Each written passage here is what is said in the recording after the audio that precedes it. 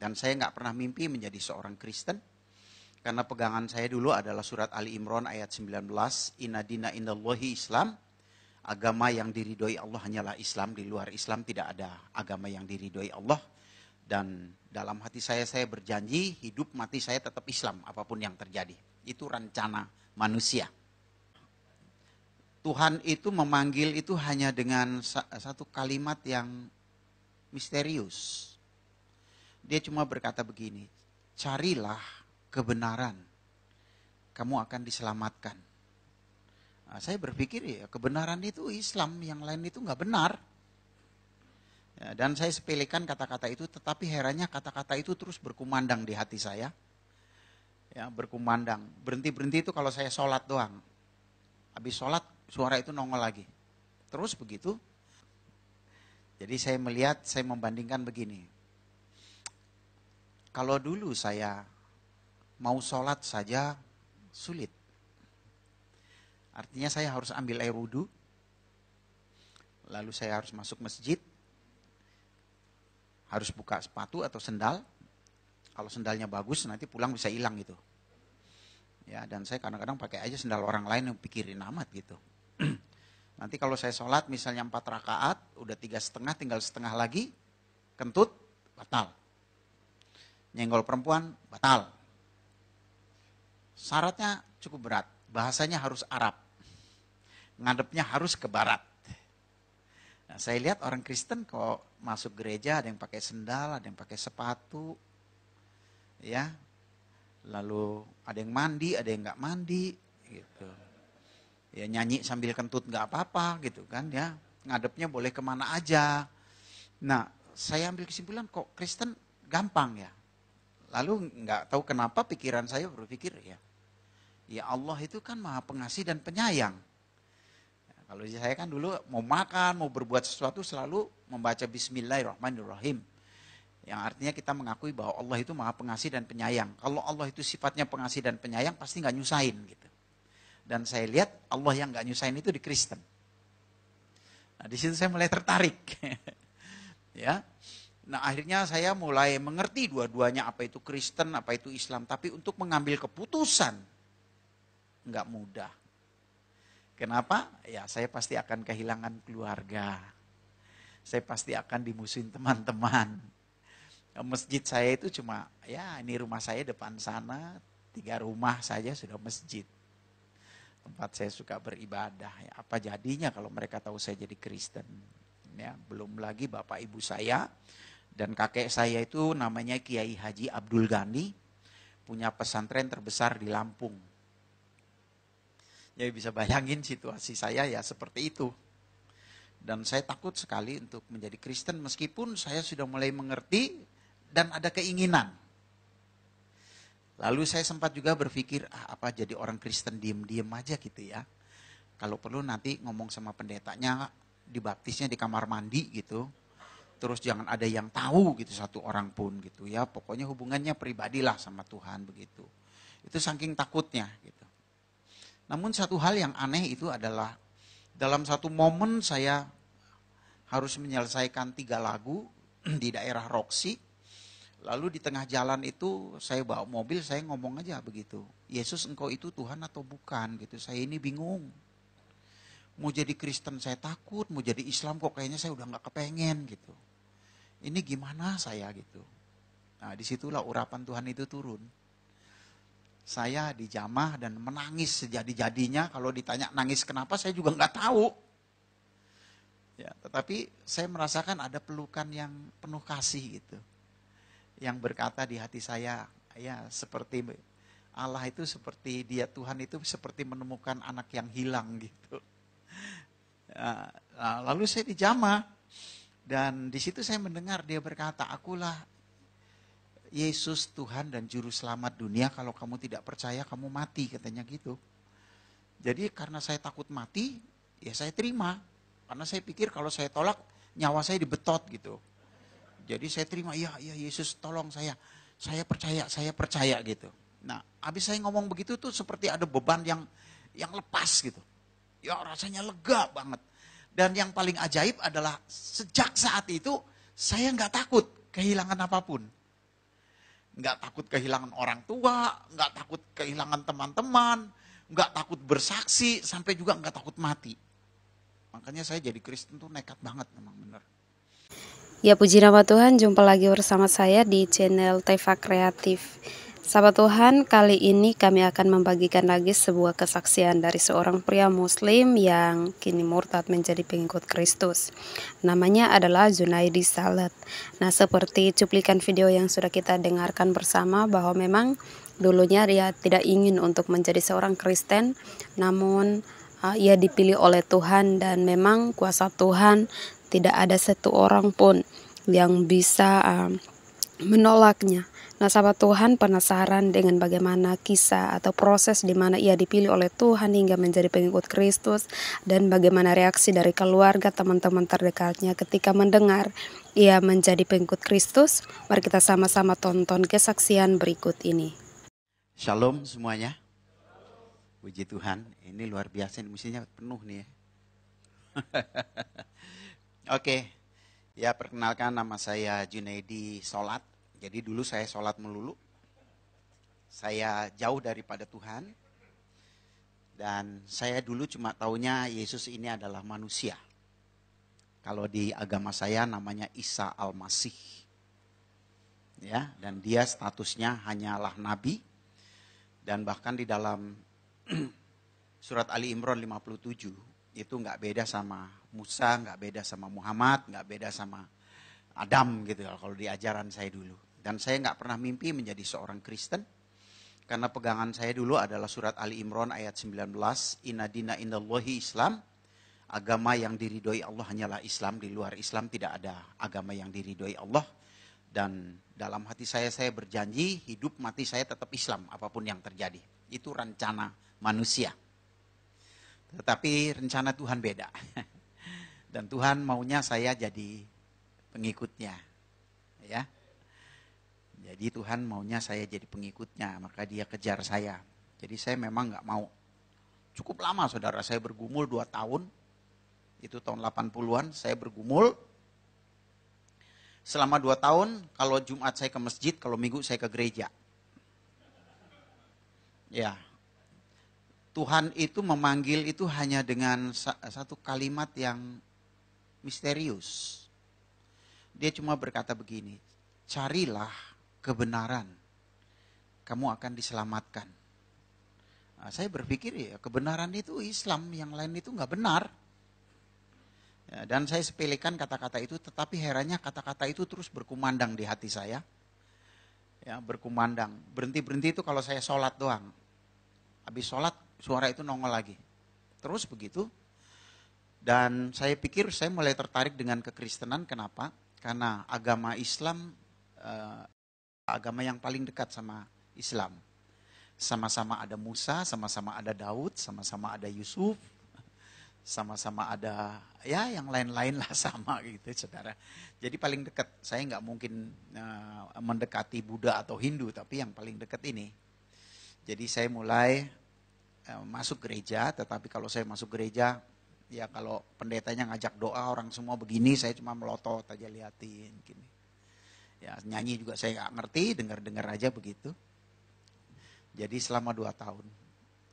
Nah dari saya melakukan hal yang seperti itu, lama-lama mulai tersingkap. Mulai tersingkap gitu ya. Saya mulai mikir dan mulai bandingin gitu. Antara Kristen dan Islam ini.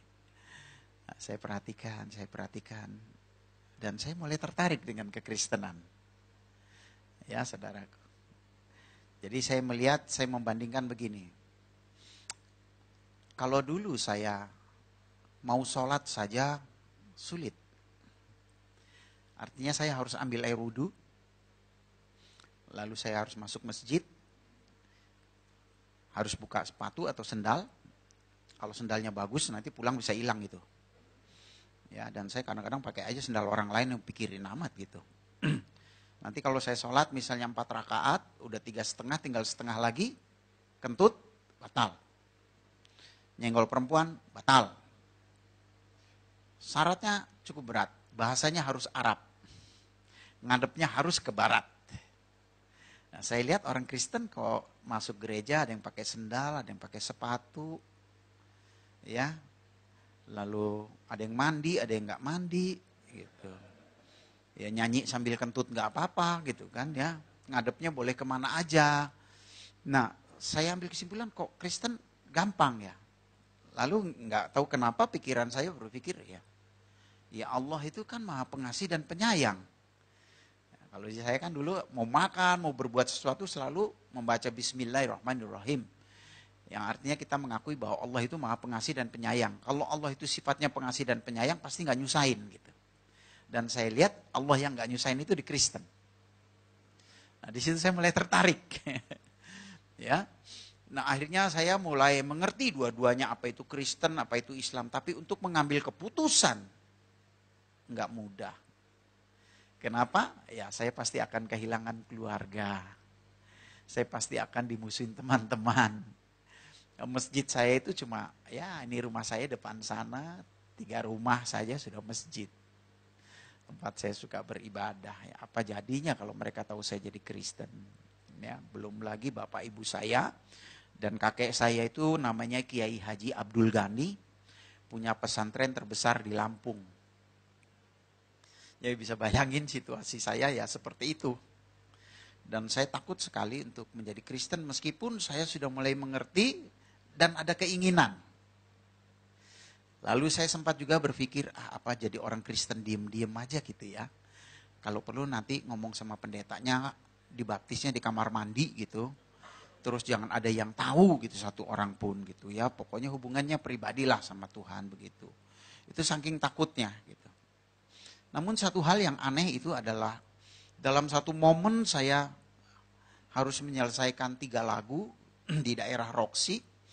Lalu di tengah jalan itu saya bawa mobil, saya ngomong aja begitu. Yesus engkau itu Tuhan atau bukan gitu. Saya ini bingung.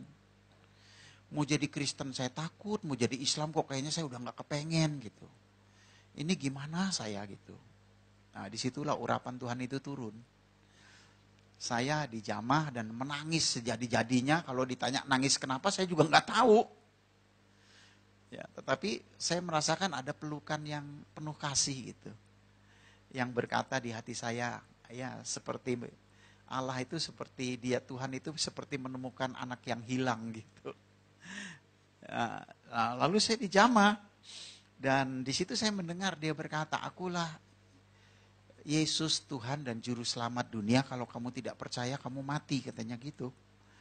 Jadi karena saya takut mati, ya saya terima. Karena saya pikir kalau saya tolak, nyawa saya dibetot gitu. Jadi saya terima, ya Yesus tolong saya percaya gitu.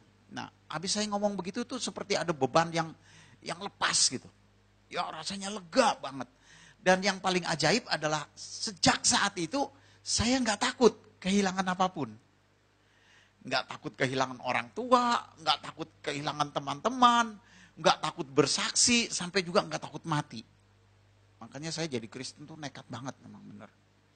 Ya, saya nginjil di mikrolet, saya ketemu haji gitu, rasanya pengen ngomong terus gitu, mau siapa aja. Nah tetapi memang saya percaya kalau bapak saya, keluarga saya tahu saya jadi Kristen, pasti saya dihakimi, nggak mungkin nggak. Nah di situ saya persiapkan diri saya, lalu saya kembali lagi belajar Al-Quran, hadis, saya pelajari. Lalu puji Tuhan, Tuhan itu memberi waktu yang sangat baik. Ya, salah satu guru saya adalah yang saya sangat cintai itu Hamra Namri. Jadi kebetulan waktu itu rumahnya dekat rumah saya. Ya udah di situ kalau ada apa-apa tanya ya akhirnya saya jadi pinter. Ya. Dan betul saja satu kali orang keluarga saya dengar saya jadi Kristen lalu saya dipanggil dan saya dihakimi. Saya disidang gitu. Jadi ditanya, "Kenapa kamu jadi Kristen? Kamu itu bikin malu orang tua. Bapakmu ini dari kecil sampai tua segini nggak ada satupun keluarga yang Kristen kecuali kamu. Kamu itu udah gendeng gila apa-apa gitu." Ya saya jawab, saya jadi Kristen karena Muhammad yang nyuruh gitu. Ya karena saya udah belajar, saya tahu. jawabnya. Mesti begitu, baru nanti dia kan pasti cari tahu. Ya. Kalau saya bilang saya jadi Kristen karena Yesus, bingung nanti dia, itu kan pengalaman pribadi. Tapi kalau karena Muhammad yang nyuruh, nah dia penasaran. Ya suruh buktiin gitu. Saya buktiin. Saya bilang kita ini kalau sholat selalu baca ayat Al-Fatihah. Kalau 4 rakaat berarti 4 kali, kalau 2 rakaat ya 2 kali, kalau 3 rakaat ya 3 kali baca Al-Fatihah. Di baris keempat dan kelima dikatakan begini, iya kana budua iya kana stain, ihdina sirotol mustaqim. Kepadamu kami menyembah, kepadamu kami meminta pertolongan. Tunjukkanlah kami jalan yang lurus. Jadi minta petunjuk jalan yang lurus. Saya bilang saya dari kecil sampai seumur ini, kalau sholat selalu minta petunjuk jalan yang lurus. Padahal jalan yang lurus itu ada di dalam Al-Quran gitu. Di ayat mana katanya gitu. Saudara lihat loh, kiai aja nggak ngerti saudara. Ya, saya bilang di surat Az-Zukhruf ayat 61. Kayak apa bunyinya? Wa innahu la ilmu lisa'ati fala tamtaruna biha wattabi'uni atsa siroto mustaqim. Sesungguhnya Isa Al-Masih benar-benar memberitahukan hari kiamat. Janganlah kamu ragu-ragu tentang hal itu, ikutlah kepadanya karena dialah jalan yang lurus. Jadi ya jalan yang lurus itu Isa Al-Masih saya bilang, bukan Muhammad. Saya bilang kalau ada satu ayat aja Muhammad berkata, akulah jalan yang lurus, saya nggak mungkin ikut Isa Al-Masih, saya bilang. Gitu. Nah di situ debat lagi. Kamu perhatiin ayat ini, katanya di sini, nya ini huruf besar bukan huruf kecil, ikutlah kepadanya. Nya di sini yang dimaksud Allah, kamu boleh percaya Isa Al-Masih, tapi jangan jadikan dia Allah, karena Allah sama Isa Al-Masih beda, katanya begitu. Nah, saya kasih tahu lagi dalam surat Luqman, ya, surat yang ke-34 ayat 4 dikatakan, yang tahu hari kiamat adalah Allah. Jadi surat Luqman berkata yang tahu hari kiamat Allah. Surat Az-Zukhruf yang tahu hari kiamat Isa Al-Masih. Kalau gitu Isa Al-Masih dan Allah itu sama-sama tahu. Gitu. Kan gak ada satupun yang tahu hari kiamat itu kapan. Kecuali Allah dan kecuali Isa Al-Masih. Lalu terjadilah debat dan akhirnya bapak saya nyerah dan saya diusir. Tadinya saya mau dibunuh juga itu. Tapi saya diusir dan tidak diakuin sebagai anak. Ya, itu yang terjadi. Dan akhirnya dia kasih tahu sama semua keluarga, dan nggak boleh ada yang terima saya. Tapi saya bersyukur kesaksian itu cukup lama dan banyak yang mendengar. Dan 7 tahun kemudian bapak saya tiba-tiba ketemu saya. Dia datang ke rumah sore hari. Saya terkejut waktu itu saya dari luar. Nah saya bilang, bapak kapan datang? Dari tadi pagi katanya. Ada apa pak? Saya mau cium tangannya, biasa kan kalau kita cium tangan gitu. Dia tepis, gak usah katanya gitu. Terus saya bilang ada apa pak kesini? Mau ngomong katanya. Ngomong apa? Ngomongin agama katanya. Lo kan dulu udah. Aku tambah bingung katanya gitu. Ya saya bilang ya jangan bingung-bingung pak. Saya bilang Yesus itu juru selamat, Isa Al-Masih itu juru selamat. Nabi banyak pak, tapi juru selamat cuma satu. Kalau nggak punya juru selamat gimana? Wah dia bongkar-bongkar lagi ayat dan kita akhirnya dialog. Sampai akhirnya dia bilang, gimana caranya jadi Kristen? Gitu. Saya bilang ya gampang lah pak jadi Kristen mah. Gimana panggil pendeta? Nggak usah, saya aja gitu. Ya Bapak ikutin doa saya, ikutin doa. Terus saya bilang, maaf ya Pak, aku boleh tumpang tangan di kepala. Ya boleh, silakan aja gitu. Tumpang tangan, saya doakan dan dia terima Yesus saat itu. Dan dia menjadi Kristen. Dan saya bersyukur sejak saat itu keluarga saya satu persatu mulai menjadi orang percaya. Ya. Dan saya bersyukur juga teman-teman saya banyak yang jadi orang percaya. Termasuk Mus Mujiono itu. Ya, itu Helen Sparingga itu nginjilin dia nggak dianggap itu. Tapi waktu rekaman sama saya injilin dia penasaran. Akhirnya jadi Kristen juga. Ya. Nah, kita hari ini kita akan membahas satu tema, Yesus itu Tuhan atau manusia. Ya. Nah, di dalam Amsal 19 ayat 2 dikatakan begini.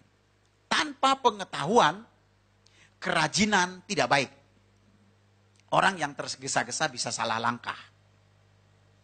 Ya, jadi sebagai orang Kristen harus punya pengetahuan. Ya, pengetahuan itu penting, merupakan dasar. Ya, nggak cukup hanya diurapi lalu ya terima Yesus percaya, harus punya pengetahuan. Karena pengalaman saya, ketika saya menjadi orang Kristen, saya sangat sayang banget sama orang Islam.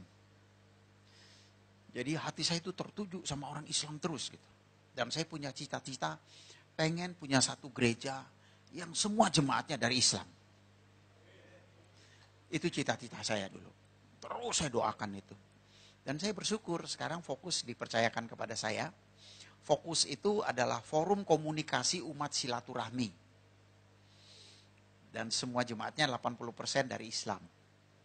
Saya kumpulin dari 8, 15, 30, sekarang hampir 700. Ya, dan saya hidup dengan iman. Manajemennya, manajemen 5 roti 2 ikan. Udah nggak pakai ini deh, kalau pakai ini mah aduh bangkrut. Ya, udah jalanin aja gitu. Pokoknya kalau perlu kita diminta berkorban, ya korban gitu habis-habisan. Tapi herannya saya nggak miskin-miskin tuh, aneh itu juga. Dan uang kasnya nggak kekuras-kuras, ya segitu-gitu terus, naik, turun dikit, naik lagi gitu. Unik gitu. Saya melihat Tuhan ini luar biasa gitu, ya dahsyat. Nah, saya ambilkan dari Yohanes 17 ayat 3. Demikian firman Tuhan. Inilah hidup yang kekal itu, yaitu bahwa mereka mengenal Engkau satu-satunya Allah yang benar, dan mengenal Yesus Kristus yang telah Engkau utus. Ayat ini sering kali dipakai oleh saksi Yehova. Karena orang saksi Yehova itu percaya kepada Allah, tapi Yesus hanya utusan. Enggak disembah sebagai Tuhan. Mirip kayak Islam, dan Islam itu sangat dipengaruhi dengan saksi Yehova. Karena pada waktu Muhammad itu menikah dengan Siti Khadijah, istri yang pertama itu agamanya Kristen. Tapi saya curiga Siti Khadijah ini Kristen saksi Yehova kayaknya. Iya, karena memberi pengaruh yang kuat sama Muhammad ini. Muhammad juga begitu. Percaya Allah dan Muhammad itu utusan gitu. Jadi dia buat sebuah agama yang seperti itu. Ya. Nah, Alkitab di sini jelas menulis ini adalah doa Yesus. Inilah hidup yang kekal itu. Kira-kira gini. Inilah kalau orang mau masuk sorga gitu. Ya. Yaitu bahwa mereka mengenal Engkau satu-satunya Allah yang benar. Ini yang pertama ya. Mengenal Engkau. Saudara, kita semua sulit sekali bisa mengenal Allah. Tapi kita bisa mengenal Allah kalau Allah lebih dahulu memperkenalkan dirinya. Ya. Jadi memang seperti itu. Mungkin kita semua kenal Jokowi, Presiden Indonesia. Tapi secara pribadi kita mengenal dia sulit. Tapi kalau dia mau mengenal kita gampang sekali. Dia cari aja kita pasti ketemu. Dan kita senang kali dicari. Apalagi diteleponin dulu. Jokowi telepon, Junaidi, gue mau ketemu lu, makan yuk gitu. Oh senang banget saya itu. Ya, saudara pasti gitu. Ya, nah, sama. Jadi memang bukan kita yang mencari Allah, Allah yang mencari kita. Bukan kita yang memilih dia, tapi dia yang pilih kita. Jadi saya dipilih Tuhan, saya bersyukur sekali. Berterima kasih banget Tuhan pilih saya. Kalau enggak ya kacau ya saudara. Saya bayangin kalau saya mati di Islam. Orang Islam tuh kalau mati dibikin permen saudara. Dipocongin, tuh kayak permen itu kan. Ikat atas, ikat bawah. Telanjang bulat lagi. Udah gitu kepalanya dipeluntir ngadep ke Mekah. Karena kiblat mereka kan ke Mekah. Beda sama kita. Kalau kita mati pakai jas keren. Ngadepnya ke atas, kan sorga di atas, masa di samping. Betul nggak?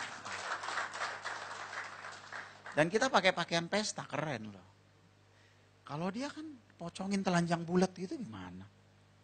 Apa bisa ketemu Tuhan dengan telanjang? Kita ketemu Jokowi pakai kolor aja nggak diterima. Ya kan? Itu satu gambaran. Kenapa kita kalau meninggal itu dipersediakan sedemikian rupa. Ya, di peti mati, ngadepnya ke atas. Wow, luar biasa. Jadi saya pikir-pikir untung saya saya dipilih oleh Tuhan. Kalau nggak dipilih, waduh, mau kemana ya saudara. Sulit loh saudara, nggak gampang loh orang percaya Yesus itu. Saya kalau boleh sombong sedikit, nggak pernah saya ngobrol sama orang Islam, entah itu kiai, entah itu ustadz, bisa menang sama saya. Saya berani taruhan, lu kalau menang gua nggak sembah Tuhan lagi, lu yang gua sembah. Nggak ada yang bisa menang saudara. Biar kalah belum tentu jadi Kristen. Betapa beruntungnya kalau saudara jadi Kristen. Makanya orang Kristen itu jangan cuma percaya Yesus, harus bangga punya Yesus. Saya bangga banget jadi orang Kristen, dipilih Tuhan. Wow. Ya, kalau saya boleh memilih, saya nggak pengen jadi Kristen. Jangankan masuk gereja, nginjek tanah gereja aja haram. Apalagi masuk gereja. Tapi Tuhan pilih saya. Dia panggil saya. Saya dijadikan orang percaya. Saya diajar, saya dituntun. Saya bersyukur, memang berat saudara ikut Tuhan. Tahun pertama sampai tahun ke-8 saya bangkrut, saudara nggak punya apa-apa. Ditinggalkan keluarga, dimusuhin teman-teman, bokek, mobil tinggal satu hilang. Hilangnya di gereja lagi. Betul-betul. Saya kadang-kadang waktu itu kalau masuk gereja, aduh orang gereja enak-enak banget nyanyinya. Kiri kananku ada Tuhan, sekelilingku ada Tuhan. Kalau saya lebih cocok nyanyinya, kiri kananku ada hutang, sekelilingku ada hutang. Karena saya makan aja harus hutang. Pit, utang-utang di warung. Sulitnya luar biasa. Tapi saya bersyukur, 8 tahun cukup ujian. Sekarang saya sudah melayani Tuhan 34 tahun. Dan Tuhan sangat berkati hidup saya. Ya, kondisi saya dalam keadaan miskin, didatengin keluarga. Mereka ngelewein semua. Lu si murtad. Lu si jadi orang kafir. Makanya lu dikutuk sama Allah.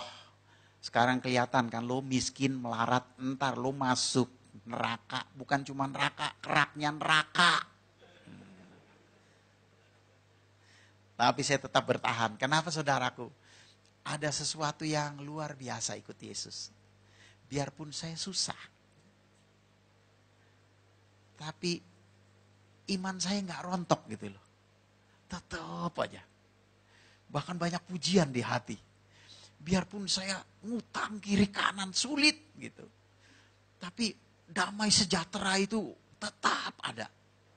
Tenang, damai. Dan punya iman yang sangat yakin punya masa depan yang baik.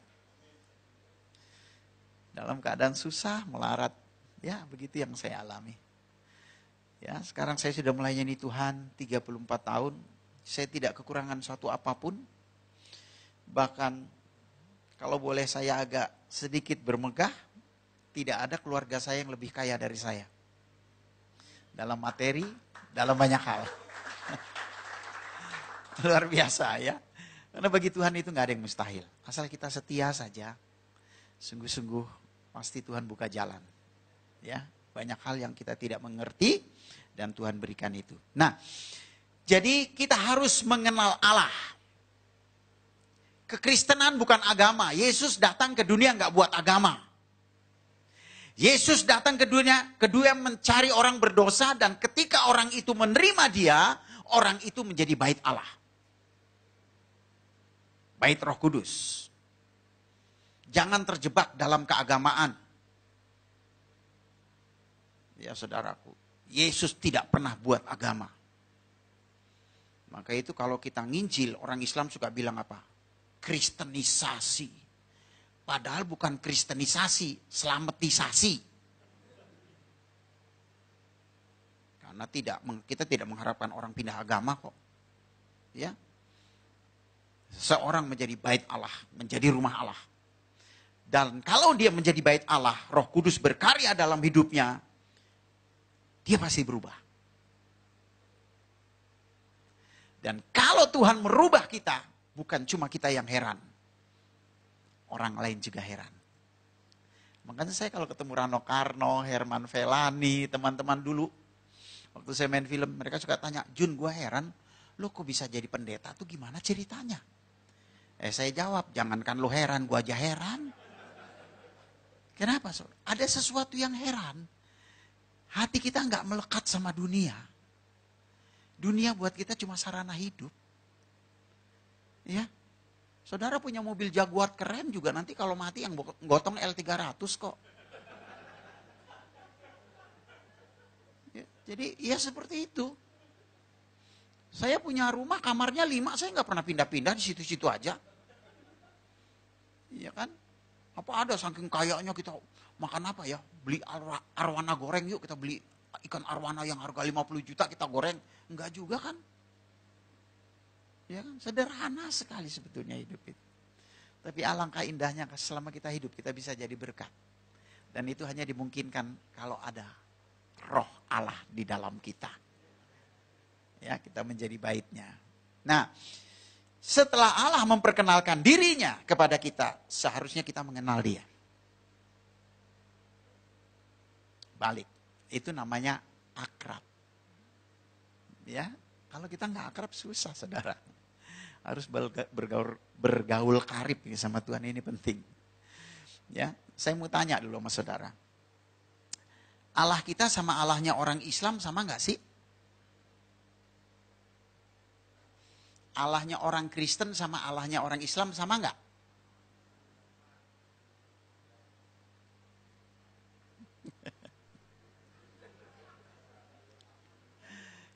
Kalau begitu masih banyak yang nggak kenal Allahnya nih. Saya kalau di gereja Pak Niko aja yang sekali hadir saya khotbah 2000 orang. Saya tanya dengan pertanyaan yang sama, kayak saudara juga jawabnya. Ada yang bilang sama, ada yang bilang enggak, yang paling banyak melotot. Itu paling banyak itu. Kira-kira nggak tahu itu jawabnya apa. Nah, kita harus kenali Allah kita. Ya saudaraku. Sekarang saya tanya dulu, Allahnya orang Kristen itu apa? Hah? Saya kalau khotbah mengajar, saudara. Supaya orang Kristen kuat, mantap, bangga sama Yesus. Allahnya orang Kristen itu apa? Saudara percaya nggak Alkitab firman Allah? Amin? Apa buktinya Alkitab firman Allah? Apa buktinya? Karena Alkitab itu terdiri dari 6.000 nubuatan.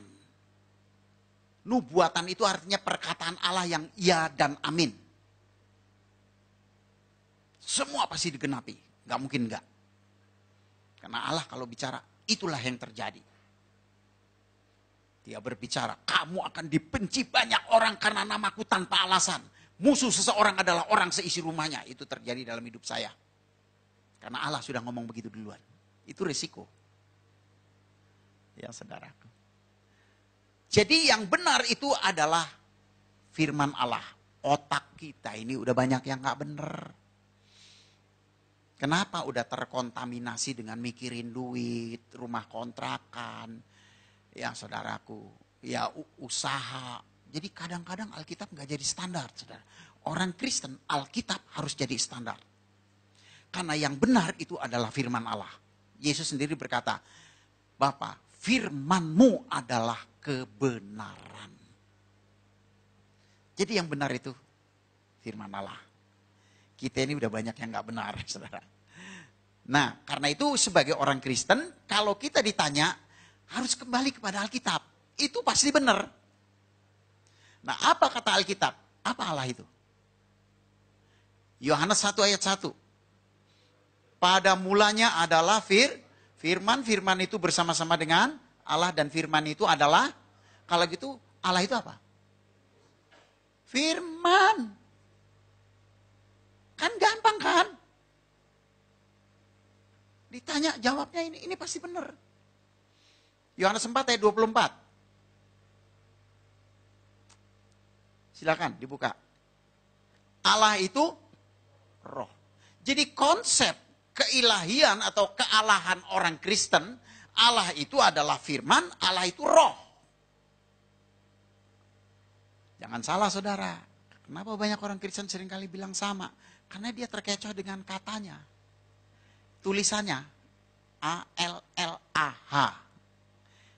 Orang Arab juga tulisannya begitu, A-L-L-A-H. Cuma dia membacanya, ngejanya beda sama kita. Kalau kita cukup Allah gitu. Kayak bercanda sama teman aja, Allah lu gitu aja tersinggung gitu ya. Kayak begitu, ringan gitu. Bacanya itu ringan. Tapi kalau mereka itu terpengaruh dengan bahasa Arab. Jadi nggak ringan, Allah. Nah gitu. Kayak orang Batak aja, orang Batak itu nggak bisa ngomong tebet. Kenapa? Karena terpengaruh dengan bahasa Bataknya. Sebenarnya yang mereka maksud itu. Cuma konsepnya yang beda. Nah, itu yang kita mesti tahu. Konsep keilahian, kealahan orang Kristen, Allah itu adalah firman, Allah itu adalah roh. Konsep orang Islam, Allah itu zat. Nah, saudara mesti tahu ya. Kalau gitu beda nggak? Beda. Kita firman dan roh. Dia zat. Nah sekarang kalau zat apa?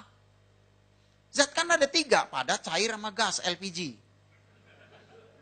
Tinggal masalahnya zat yang mana? Nah, ini mesti diperiksa. Nah, dengan pengetahuan itu kita mengerti. Oh. Saudara lihat kalau mereka naik haji. Naik haji itu ngapain? Bertamu ke rumah Allah. Bersilaturahmi. Mereka kalau naik haji, putar-putar Ka'bah. Sambil teriak, Allahumma la baik, la sarika la baik gitu kan.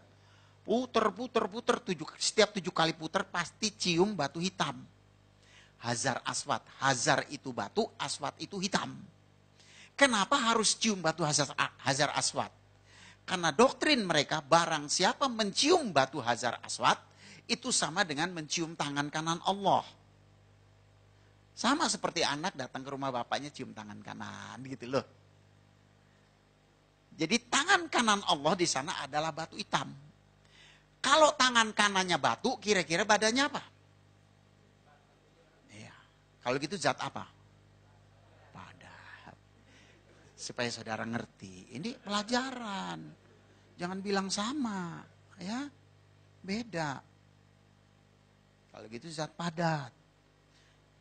Untuk nyium batu hitam itu bayarnya 50 juta. Kenapa nggak kasih bininya aja 5 juta? Suruh dandan yang keren, ciumin sampai bengor. 50 juta saudara. Begitu saudara mau naik haji, DP separoh. Dan nggak bisa langsung bulan depan. 5 tahun, 7 tahun baru bisa naik. Iya kalau saudara panjang umur. Kalau mati, lewat tuh DP. Kemana larinya juga kita nggak tahu. Ya kita tahulah Indonesia. Kasihan saudara. Saya makin tahu sejarahnya tuh semakin kasihan. Makanya saya bertekad gimana supaya mereka mengenal Yesus. Tuhan yang benar ini. Gimana caranya gitu. Makanya dengan saya belajar gitu nggak ada yang bisa menang gitu. Saudara. Saya ngerti hal-hal seperti itu. Kasihan mereka. Ya terserahlah. Saya kalau khotbah di gereja tuh pasti begitu. Saya ngangkat keislaman.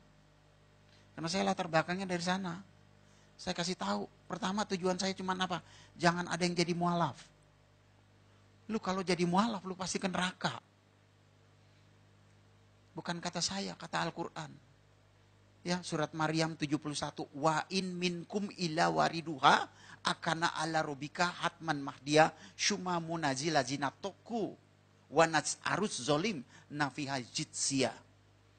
Tidak ada seorang pun dari antara kalian yang tidak mendatangi neraka itu. Karena itu satu kepastian dari Tuhanmu.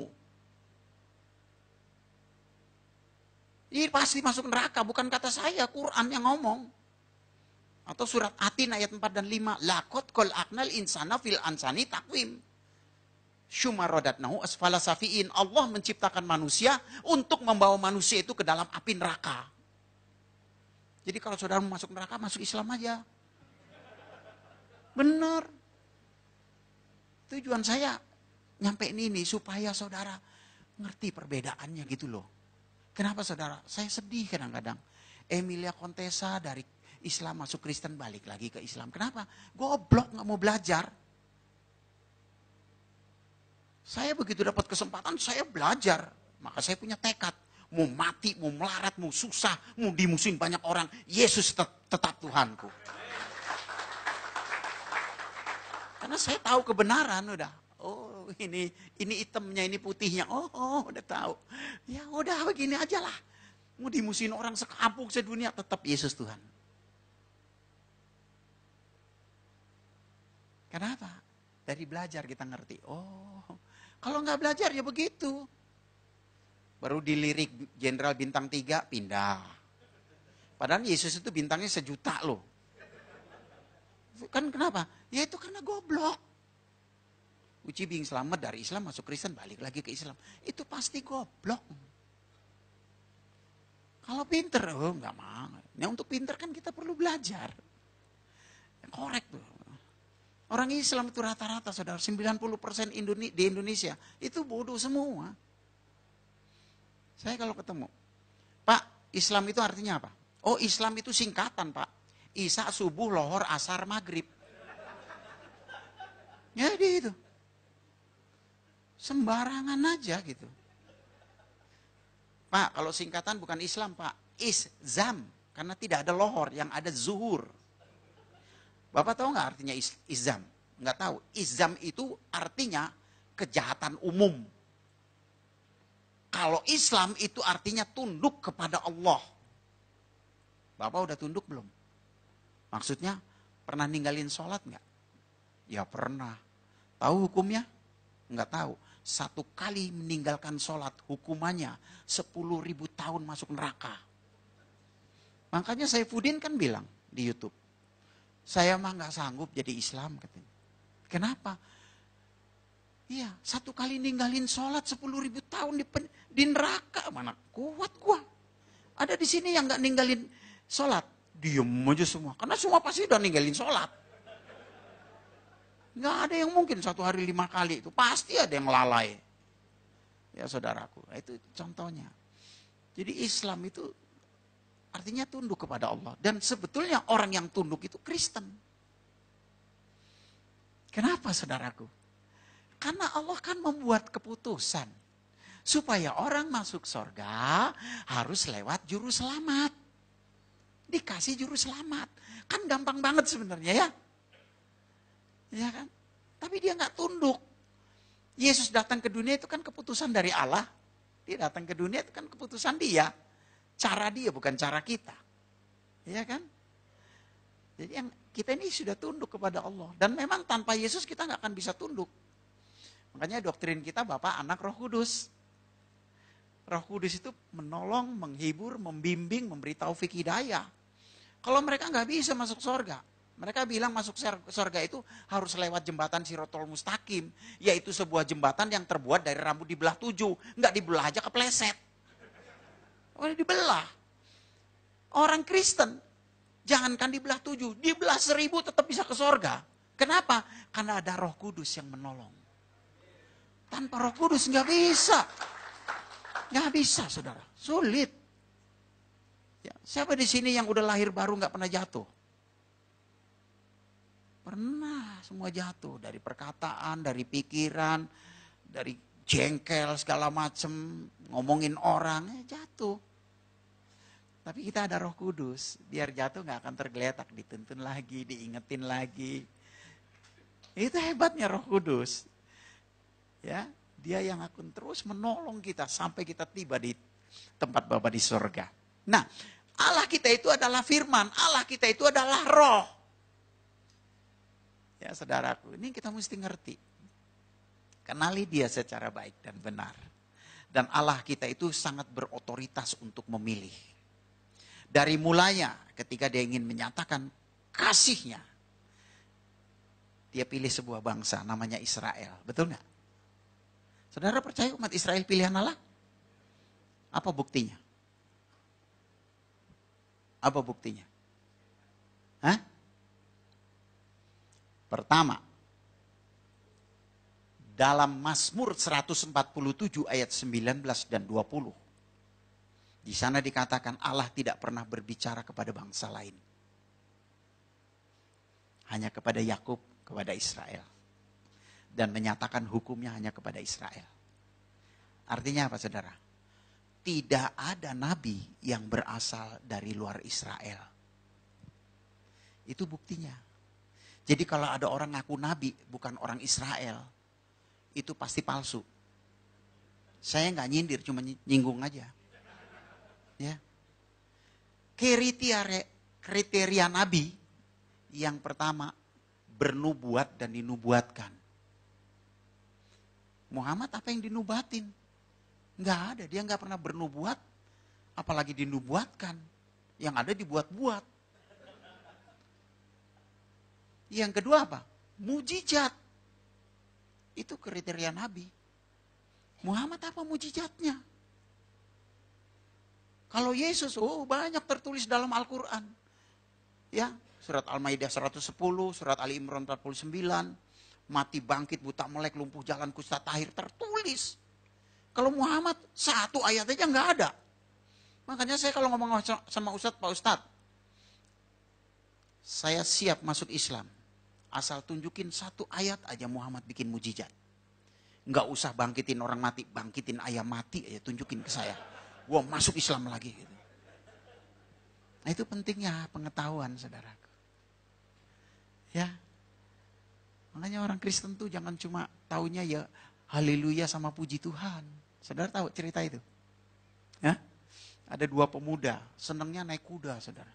Hobi kuda. Satu kali yang satu beli kuda baru. Yang satu pengen nyoba. Dia bilang, wah keren banget kuda lo. Boleh gua coba.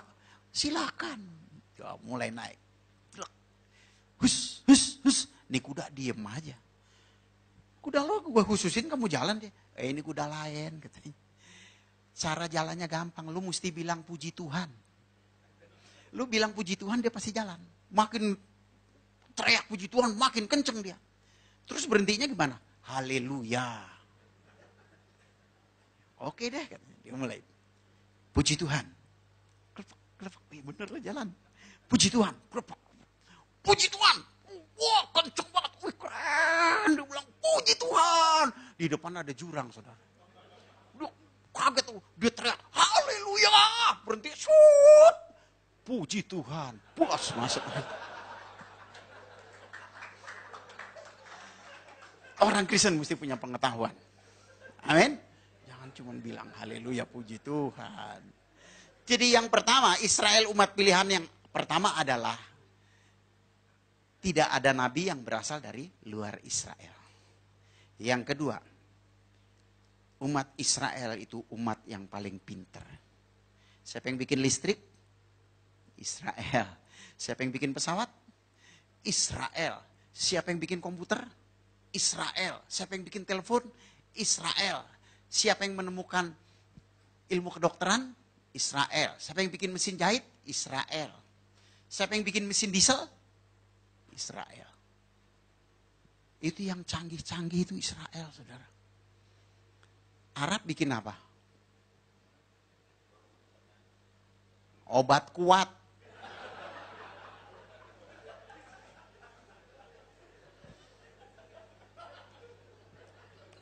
Kawin mulu kerjanya.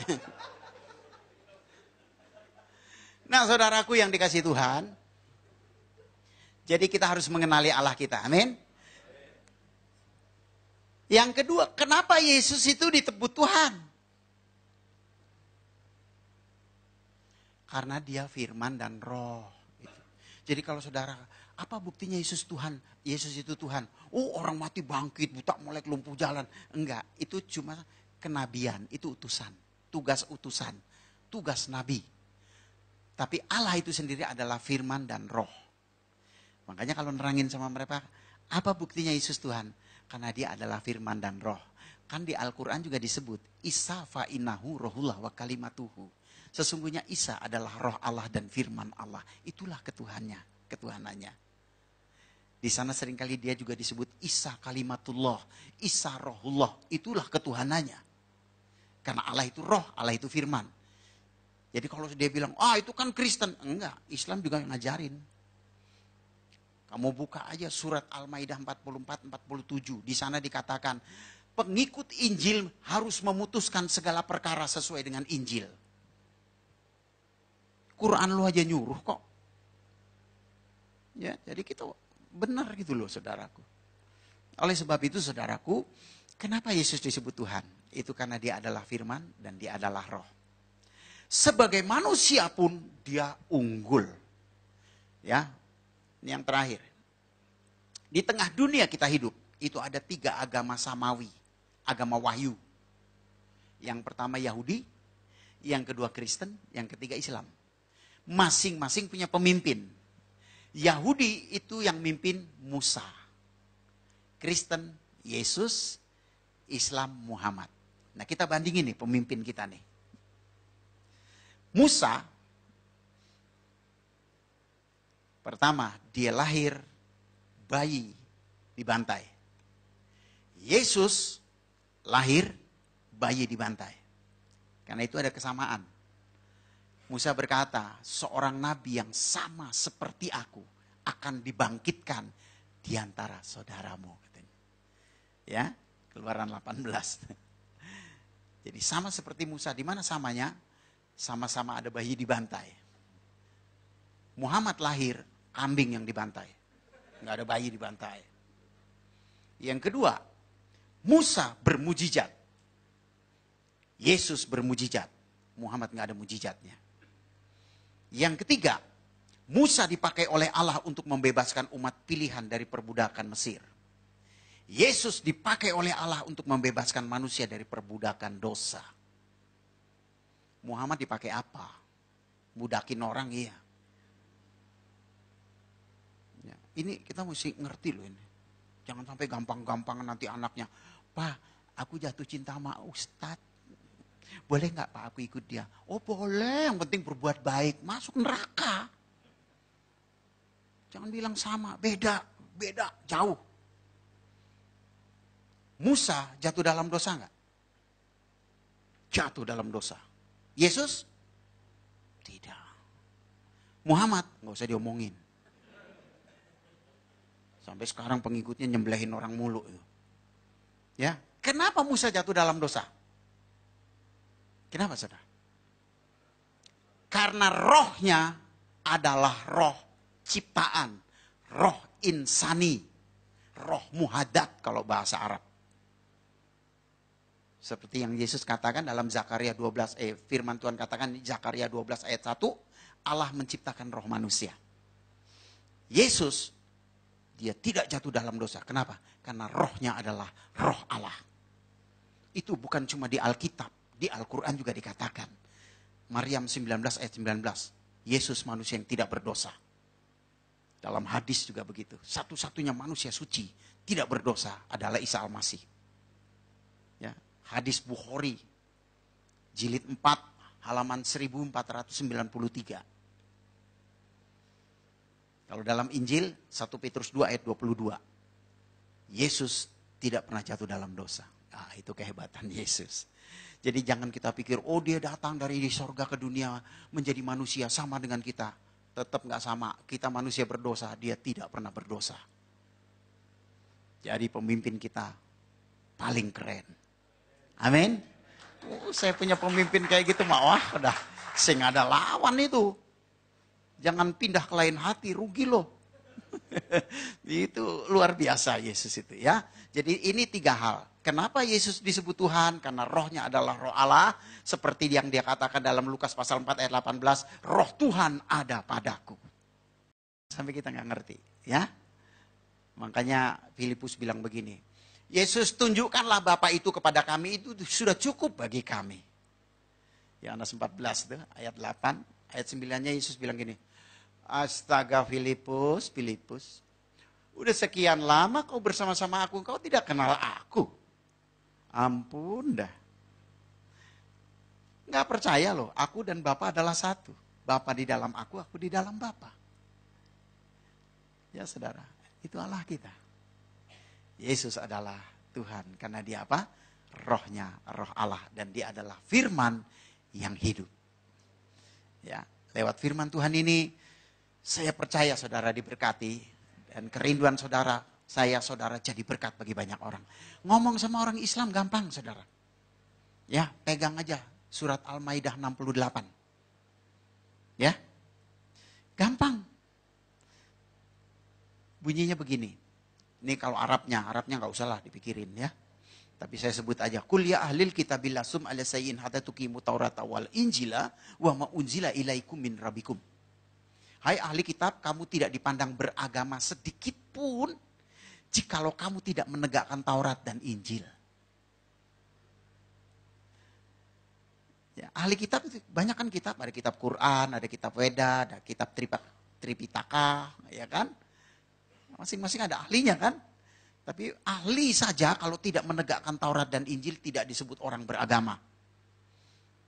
Itu Allah mereka bilang. Jadi kalau orang nggak beragama apa namanya? Kafir. Mereka kan suka kafir-kafirin kita, nggak usah takut. Kalau dibilang kafir, puji Tuhan. Kenapa? Karena kafir itu artinya kaya akan firman. Itu saudara ya. Nah saudaraku, biarlah lewat apa yang sudah saya sharekan, apa yang saya nyatakan, membuat saudara semakin bangga punya Yesus. Amin. Saya nggak peduli saudara gerejanya di mana. Tapi mari kita sama-sama ikut Yesus dan jadi berkat bagi banyak orang ya. Lewat kehidupan kita banyak orang bisa mengenal Tuhan dan mengasihi Tuhan dan mencintai Tuhan dan diberkati oleh Tuhan ya. Tuhan Yesus memberkati. Amin. Kita tundukkan kepala, kita berdoa bersama-sama. Bapa, hamba sudah berhenti berbicara, tetapi Engkau yang tidak terbatas dengan ruang dan waktu akan terus berbicara dan memberkati setiap umat-Mu ini Tuhan. Di dalam perjalanan hidup mereka, dan apa saja yang mereka lakukan, selama hati mereka melekat kepadamu, Tuhan akan buat mereka berhasil dan beruntung sepanjang hidupnya. Karena Engkau adalah Bapa kami, Allah kami yang sanggup melakukan hal-hal yang ajaib, heran dan dahsyat. Dan rancangan-Mu bukanlah rancangan kecelakaan bagi kami, tetapi rancangan yang memberi masa depan penuh harapan. Hamba berdoa buat setiap mereka Tuhan. Satu persatu mari Tuhan, tumpangkan tangan-Mu, urapi satu persatu dari batu kepala sampai telapak kakinya. Karuniakan kepada mereka hati yang terus-menerus diperbaharui dan selalu melekat kepada Tuhan. Karuniakan segala karunia yang mereka butuhkan di dalam pengiringan mereka kepada Tuhan. Perlengkapi mereka dengan karunia-karunia dari sorga untuk menjadi berkat bagi banyak orang. Terima kasih Tuhan. Terima kasih. Terima kasih Bapa. Engkaulah Tuhan dan Raja Maha Besar yang layak ditinggikan, diagungkan dan disembah. Di dalam nama Yesus kami sudah berdoa dan bersyukur. Yang percaya katakan amin. Tuhan Yesus memberkati. Mengapa rusuh bangsa-bangsa, mengapa suku-suku bangsa mereka-reka perkara yang sia-sia? Raja-raja dunia bersiap dan para pembesar bermufakat bersama-sama melawan Tuhan dan yang diurapinya. Marilah kita memutuskan belenggung-belenggung mereka dan membuang tali-tali mereka daripada kita. Dia yang bersemayam di sorga tertawa, Tuhan mengolok-ngolok mereka. Maka berkatalah ia kepada mereka dalam murkanya dan mengejutkan mereka dalam kehangatan amarahnya. Akulah yang telah melantikan rajaku di Sion gunungku yang kudus. Aku mau menceritakan tentang betapa ketetapan Tuhan. Ia berkata kepadaku, Anakku, engkau telah kuperanakan pada hari ini. Mintalah kepadaku, maka bangsa-bangsa akan kuberikan kepadamu menjadi milik pusakamu, dan ujung bumi menjadi kepunyaanmu. Engkau akan meremukan mereka dengan gadi besi, memecahkan mereka seperti tembikar tukang periuk. Oleh sebab itu, hai raja-raja, bertindaklah bijaksana, terimalah pengajaran, hai para hakim dunia. Beribadalah kepada Tuhan dengan takut, dan ciumlah kakinya dengan gemetar, supaya ia jangan murka dan kamu binasa di jalan, sebab mudah sekali murkanya menyala. Berbahagialah semua orang yang berlindung kepadanya. Ya puji nama Tuhan, saudaraku, demikianlah kesaksian yang sudah kita dengar bersama dan firman Tuhan yang kita dengar bersama. Kiranya firman ini menjadi pedoman bagi kehidupan kita hari lepas hari, dan sangat luar biasa kan kesaksian ini. Yang dulunya ia adalah seorang pembenci Tuhan Yesus, namun kini ia dipilih oleh Tuhan untuk menjadi penginjil. Itu sangat luar biasa. Sahabat Tuhan, terima kasih sudah setia dukung dan juga support channel ini. Tuhan Yesus memberkati kalian semua. Dan saya mohon dukungan juga buat teman-teman agar selalu support dan juga dukung akan channel ini dengan cara like, comment, subscribe, dan juga share ya. Sekian dan terima kasih. Salam, sampai jumpa.